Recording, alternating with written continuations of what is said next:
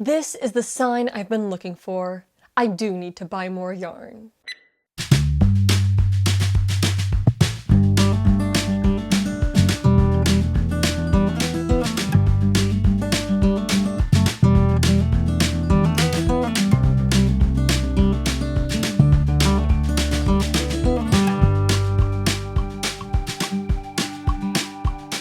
Hello, it's Amanda here. Welcome to my channel, Crafters Autonomous. If you saw my most recent short, you know that yes, I got to visit an epic yarn shop. And here is the full-length video where I'm going to tell you more about the shop itself, my experience there, and of course, show what I got. Now that billboard you saw in the intro clip, I have seen that for years while driving down I-40 in North Carolina, and recently I finally had the opportunity to actually stop in. So the Friends Fiberworks yarn shop, it's just off of I-40 in Candler, North Carolina. Some people in reviews online say, oh, it takes a really long time to get there. It's not that far off the interstate. I do live in a rural setting, so I am used to driving pretty far. But really, it is not hard to get to, but it still has that middle of nowhere out in the country feel to it, which meant I loved it. The setting is in these rolling foothills. You've got pasturelands, you've got trees and nature's absolutely gorgeous area. And so it's in this very quaint, idyllic, pastoral setting. I feel like I pronounced both those words wrong. It's in this setting that the Friends Fiberworks yarn shop is located, and there's baby sheep behind the store. Ah! Okay, there's not always babies, but the neighbor behind the shop has sheep in their pasture, and a bunch of the lambs had just been born, it looked like. They were so cute. Oh my gosh. And now, of course, the lambs were exciting to see, but the real reason I stopped was for the shop itself.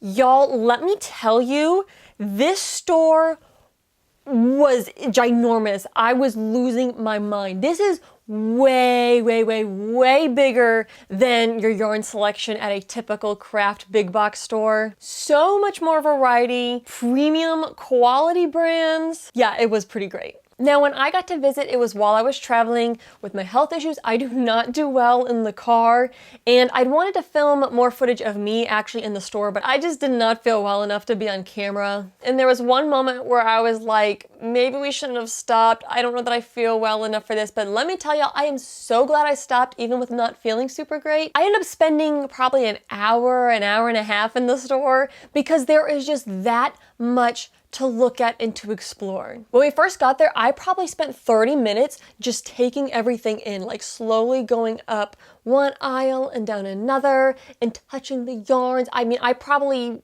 put my germs on every skein of yarn in that store because we're talking nice alpaca and silk blends, all sorts of finishes to the yarn, some that were nice and fluffy, some with halos, some that were silky smooth. When we walked in the door, Lisa was there and she immediately greeted us, and it was just such a cozy, welcoming environment. I felt right at home there. Some of the items carried in the store include things like roving, there's alpaca yarns, tons and tons of wool products. I also really like seeing all the knit garments and different handmade items on display throughout the store. It was really fun because my mom was there with me, and my mom doesn't know how to knit or crochet, but she's very supportive of me and my craft. So as we were looking at the different sample garments, she'd be like, is this knit or is this crochet? And so I'd kind of give her pointers of like, here's some of the ways you can recognize knit or crochet. And by time we were done at the store, she was like, this is knit, right? And I'd be like, yes, or this is crochet, yes. And so she was getting it right. So I was very proud of her. We were having fun with that. They also had a good selection of crochet kits there for little amigurumis and things.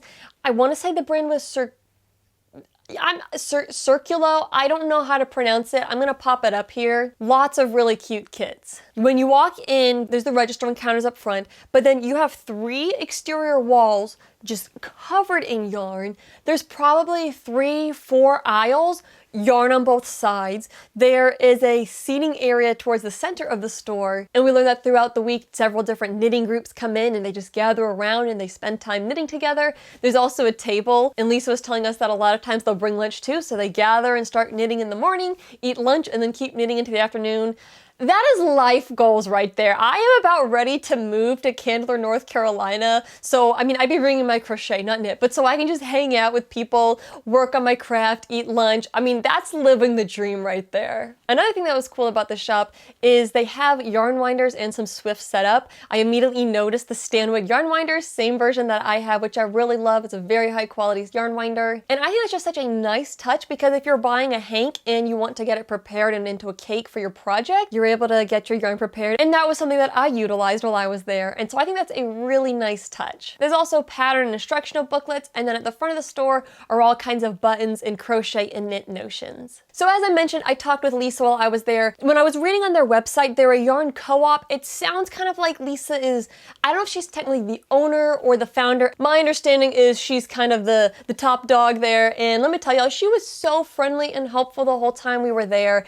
I asked about filming, she was totally chill with it. And as I had questions about the products or the store itself, she was willing to answer all my questions and help in any way she could. When I visited the store, they were actually working on loading up some product to head to a fiber festival, but even though she was in the middle of this big project, that did not stop her from spending time talking with me and my mom. And as other patrons came in the shop that either she knew or didn't know, she was very intentional about creating a welcoming environment and being as helpful as possible. To learn a little bit more about the shop, I asked Lisa what some of their most popular items were. I believe she mentioned that at some of the events they'd been to recently, they sold out of a number of their kits for either knit or crochet items. But then as far as yarn goes, there were 3 brands she mentioned were the most popular, and those were Malabrigo, Rowan, and Barocco. I don't know if I pronounced those right, because here's the deal, right? The only familiarity I have with these yarns is watching other YouTubers. These are specialty hand-dyed, high-quality, typically wool, but other high quality fiber yarns. And with my budget and just the nature of crochet, I typically can't justify working with such high quality blends. So they're products that I have never gotten to get my hands on in person. So I was really excited to check them out. So just a little bit about some of these brands. First of all is the Malabrigo. It's wool from Peru and Uruguay. And it's very obvious when you're touching it in store, but you read about their website and you really can tell that it is a high quality product,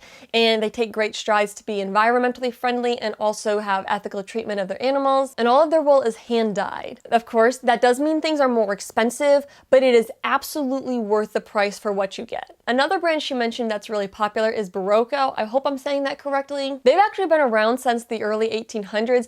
They had so many options, and they're an American company, so that's really cool. And then Rowan is another popular brand of yarn. And again, these are not yarns you're gonna find in big box craft stores. These are specialty yarns. What I thought was neat about the Rowan yarn is they have so many booklets and patterns for knitwear, really stylish and just classy and classic garments that they have patterns for. Between the yarn and their patterns, it really has me wanting to try to make some crochet knockoffs of some of their knit designs. With all that said, the thing that struck me most about these 3 brands is the variety and selection. We're talking variety like the weight, whether it has a halo or not, whether it's superwash wool, and the colors. Oh my gosh, there were literally hundreds of colors of the Malabrigo. I'm pretty sure, like if I were to count, I'm pretty sure there were literal hundreds of color options. You don't find that elsewhere. It was a dream. And these yarns are so soft when you look at the sample projects that were worked up. So gorgeous and luxe. I was losing my mind. Another thing Lisa mentioned is they get new stock in just about every 3 days, so they are keeping product moving. They're getting fresh stuff in all the time. And the reason I share that at this point is because they ship. So you might not be anywhere near Candler, North Carolina, but you can have access to these different brands that I'm talking about because they ship, which I've linked Friends Fiberworks website down in the description. Explore the website, it's really cool. Another thing I want to mention is they also have knitting cruises. Like, that's a thing? Okay, like, one day I am going to go on a knitting cruise. I mean, like, I'll be crocheting. I'm sure the knitters, I hope the knitters would welcome me. But yeah, that's something I didn't even know I needed on my bucket list. One other thing I would highly recommend checking out on the website is their mystery boxes. I had to do a search on the website to pull them up, but basically the mystery boxes are, you get a mystery box that'll be, say, $50 worth of yarn, but you only pay $30, and then what you get is a surprise. There's different tiers of boxes, like maybe $100 worth of product for $70. And if you look on the website, you can find the pricing. But that looked really cool. And honestly, there was not a single yarn in the store that I would be unhappy with. So if you do a mystery box, that would be a great way to get your hand on some really high quality products at a more affordable rate. And plus, mystery boxes are just fun. So I thought that was really cool too. So with all that said, you can probably tell I had a great experience exploring the shop. Let me show you what I walked out with. So the first thing that I got are these 2 skeins of bamboo pop yarn. So this is a weight 3 yarn. It's 50% cotton, 50% bamboo.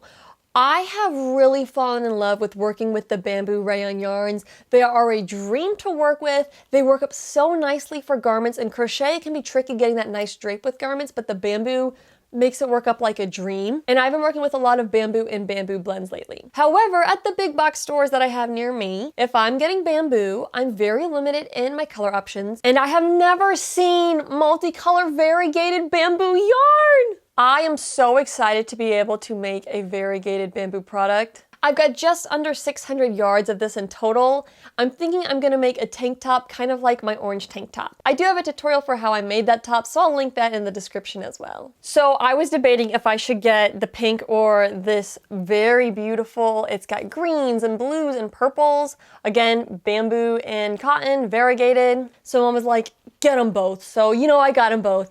This will probably be another top because I just love wearing crochet garments that are made from bamboo blends. Now, I've been wanting to get into spinning for a long time. I've only been doing a little bit of dabbling more recently. I have put a little bit more effort into it in my own time.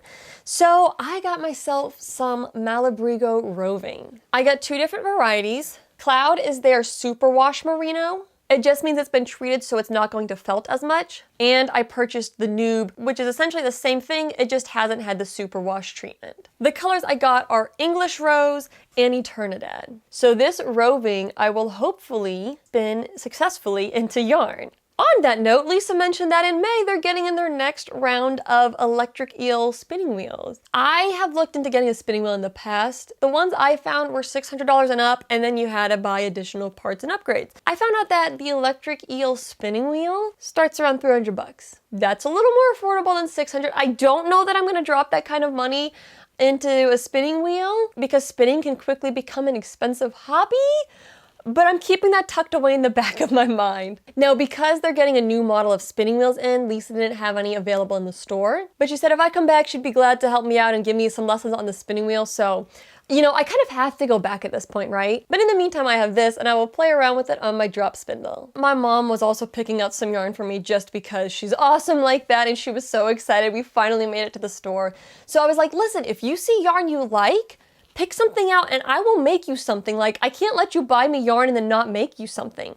So she picked out this lovely blue, green, brown, very earthy tone, hand spun and hand dyed yarn. This is a blend of cotton, alpaca, and merino. Initially, I was gonna make my mom a bag. However, we did not realize the price on it and it was a little bit pricier. Again, it was worth every penny because handmade, quality blend. But the amount that she spent on this to be made into a bag would be one expensive bag. So I think I'm gonna try to make it into some kind of top or wearable garment for her. We'll see what it turns into. Also, these were hanks, and so after I purchased my yarn, Lisa loaded up the hanks onto the Swifts and got the yarn winders going so that way I could bring them home already in the nice cakes. Because I do have a yarn winder, of course, but I don't have a Swift. That was very nice to be able to get it wound there versus me needing to rig up a Swift or buy one. I also grabbed a couple of notions while I was there. I got some stitch counters because I needed more. Price was very reasonable, very comparable to what I'd pay at Hobby Lobby or Michael's, and I said, hey, why not support a small business instead of one of the big box stores? So all in all, I'm very happy with what I walked out with. The cool thing is you can sign up for the rewards program and you earn points with every purchase, so